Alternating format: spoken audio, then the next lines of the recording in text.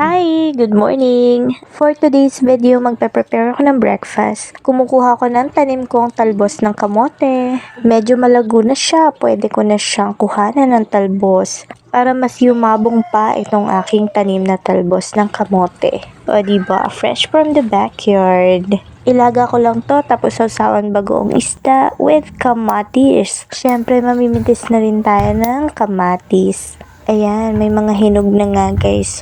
Tapos napansin ko nga itong isa, parang naiipit siya. Inaayos ko lang sana pero... Ay!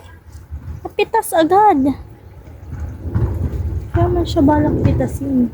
Sumama na siya guys, ayaw niya magpaiwan. So ito na nga ang ipaprepare kong breakfast for today's video. Tapos meron ako ditong tinapa. Sayan, hiniwa ko lang yung kamatis and sibuyas. Ito for the sausawan ng talbos ng kamote guys. Pigaan na yan ng kalamansi. At bagoong isda. Syempre nilagyan ko na rin yan ng siling labuyo. Eto na, set aside muna ang sausawan. Kumuha na rin ako ng 3 itlog. Kasi mag-scrambled egg ako with kamatis. 3 itlog, nilagyan ko ng konting iodized salt, ground pepper, konting seasoning. Tapos ibit mo na baby. Okay na, sinimulan ko na magluto sa malinis na kawali, nilagyan ko ng mantika, nilagay ko na yun sibuyas at kamatis. At syempre, nuna kong lutuin itong scrambled egg with kamatis and konting sibuyas.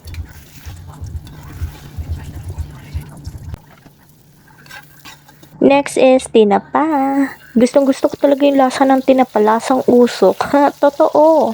Katulad ng pansit sa Chowking, gustong gusto ko yun kasi lasang usok. Weird no, pero masarap talaga siya. Sa kabilang burner nga pala nilaga ko na yung talbos ng kamote. At ito na nga, luto na rin itong 3 pirasong tinapa.